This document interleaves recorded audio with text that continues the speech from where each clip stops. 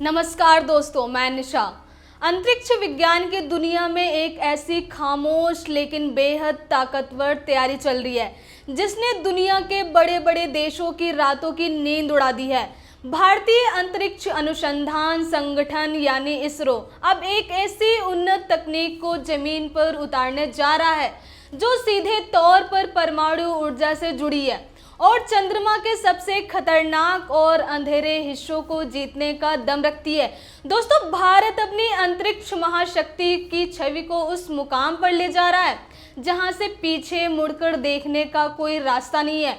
परमाणु ऊर्जा और अंतरिक्ष विज्ञान का यह गठजोड़ एक ऐसा ब्रह्मास्त्र तैयार कर रहा है जो चंद्रमा के दक्षिणी ध्रुव पर भारत के लंबे समय तक टिके रहने की गारंटी बनेगा।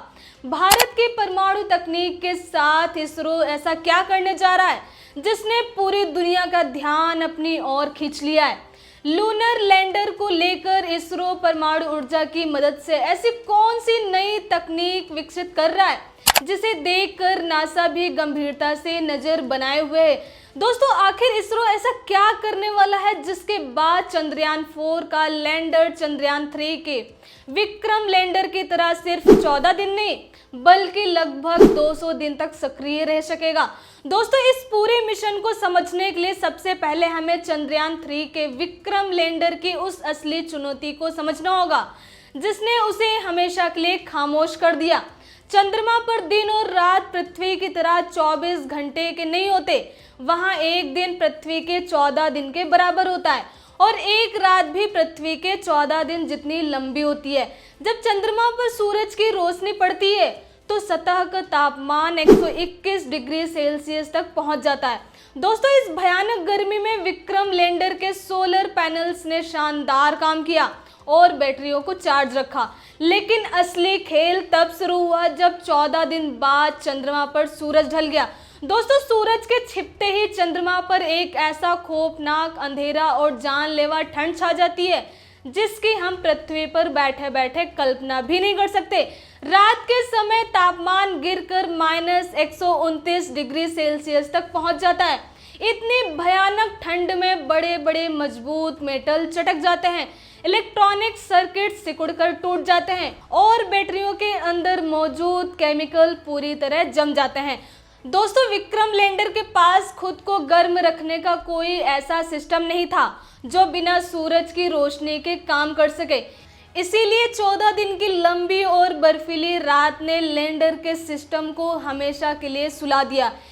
इसरो को यह बात बहुत अच्छी तरह से पता थी और यही कारण है कि अब एक ऐसी तकनीक पर काम शुरू हो चुका है जो चंद्रमा की इस जानलेवा ठंड को मात दे सके। दोस्तों, इसरो प्रमुख वी नारायण ने हाल ही में बेंगलुरु में आयोजित एक बहुत बड़े वैज्ञानिक और औद्योगिक अनुसंधान परिषद तथा स्टार्टअप उद्यमिता सम्मेलन में एक ऐसा खुलासा किया जिसने अमेरिका, रूस और चीन की स्पेस एजेंसियों को हैरान कर दिया है। उन्होंने स्पष्ट किया कि इसरो अब परमाणु ऊर्जा विभाग के साथ मिलकर एक कृत्रिम तापन प्रणाली यानी आर्टिफिशियल हीटिंग सिस्टम बना रहा है। दोस्तों, सरल भाषा में कहें तो यह एक ऐसा परमाणु हीटर होगा जो बिना किसी सोलर पैनल या बाहरी बैटरी के लगातार गर्मी पैदा करता रहेगा। इसे रेडियो आइसोटोप हीटर यूनिट कहा जाता है। दोस्तों, यह तकनीक कोई साधारण हीटर नहीं है जिसे बिजली से चलाया जाए। इसके अंदर एक विशेष प्रकार का रेडियो एक्टिव पदार्थ रखा जाता है। जब यह पदार्थ प्राकृतिक रूप से टूटता है तो उससे लगातार बहुत अधिक मात्रा में गर्मी निकलती है। इस गर्मी का इस्तेमाल लैंडर के नाजुक इलेक्ट्रॉनिक उपकरणों को जमने से बचाने के लिए किया जाएगा। जब चंद्रमा पर 129 डिग्री सेल्सियस के खौफनाक ठंड पड़ेगी तब भी लैंडर के अंदर का तापमान इस परमाणु हीटर की वजह से इतना गर्म रहेगा कि सारे उपकरण सुरक्षित रहें। यह तकनीक लैंडर को एक तरह का लाइफ सपोर्ट सिस्टम देगी जो उसे 14 दिन की बर्फीली रात में भी जिंदा रखेगी। दोस्तों, इस परमाणु तकनीक का सबसे बड़ा फायदा यह होगा कि हमारा अगला लूनर लैंडर सिर्फ 14 दिन काम करके बंद नहीं होगा बल्कि पूरे 200 दिनों तक चंद्रमा की छाती पर सक्रिय रहेगा। 200 दिनों का मतलब है चंद्रमा पर कई बार दिन और रात का आना जाना। एक बार जब कोई मशीन चंद्रमा पर 200 दिन तक जिंदा रहने लगती है तो वहां से मिलने वाले वैज्ञानिक आंकड़ों का स्तर बिल्कुल बदल जाता है। दोस्तों, ये लैंडर चंद्रमा की मिट्टी के नीचे होने वाली हलचलों, वहां मौजूद खनिजों और सबसे महत्वपूर्ण बात, चंद्रमा पर पानी के ठोस सबूतों की बहुत गहराई से जांच कर पाएगा। अमेरिका, रूस और चीन जैसे देशों ने अपने कुछ खास मिशनों में परमाणु तकनीक का इस्तेमाल किया है।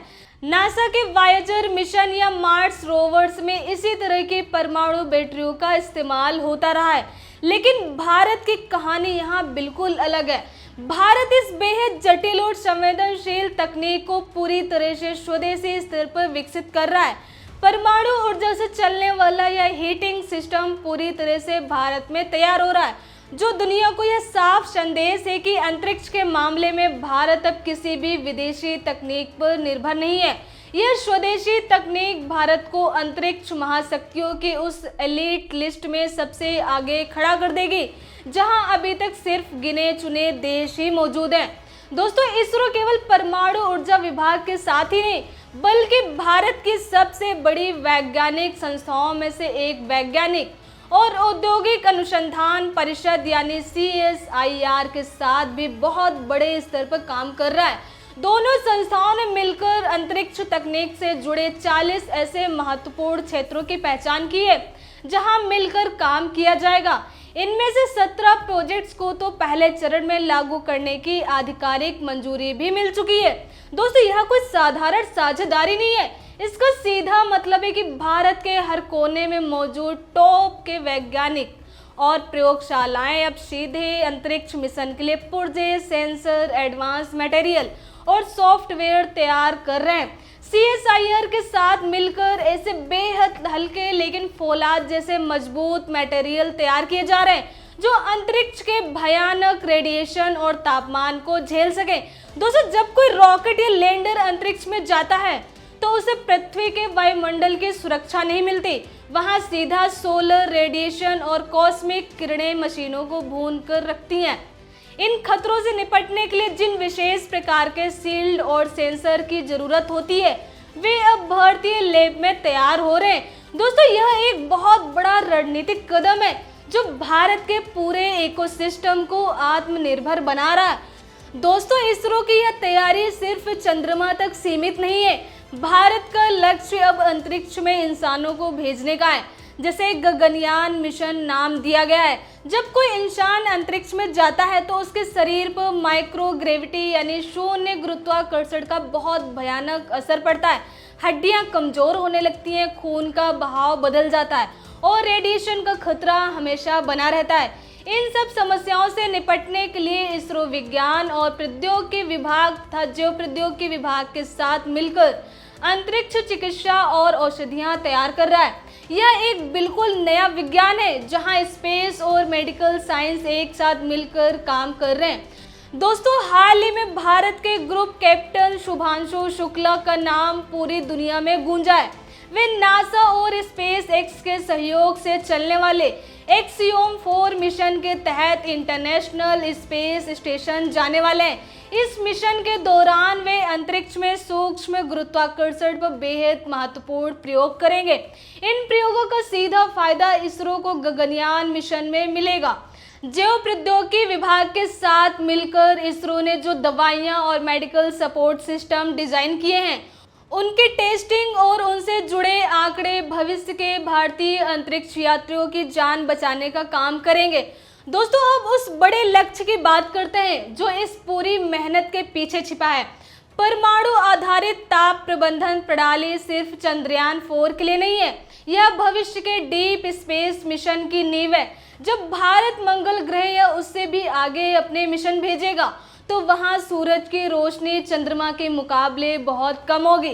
मंगल ग्रह पर अक्सर भयंकर धूल भरी आंधियां चलती हैं जो महीनों तक सूरज की रोशनी को ढक लेती हैं।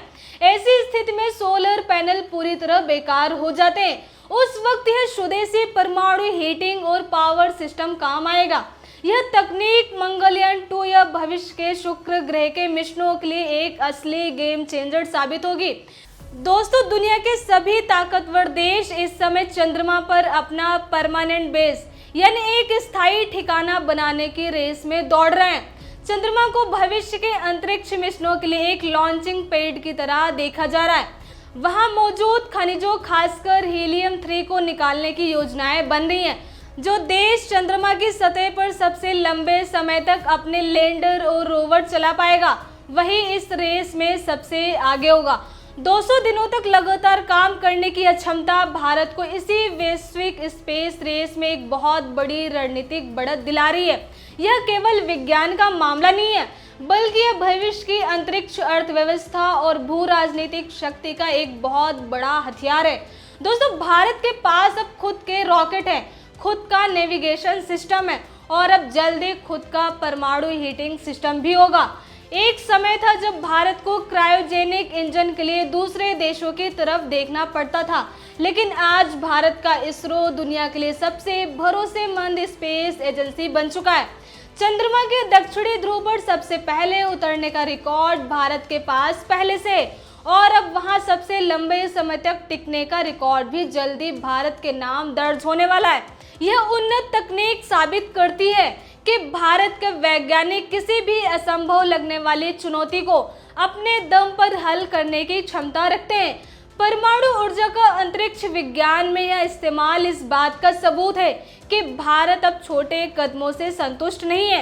इसरो और डीएई का यह साझा प्रोजेक्ट उन सभी बाधाओं को तोड़ रहा है जो पहले भारत के रास्ते में खड़ी थी।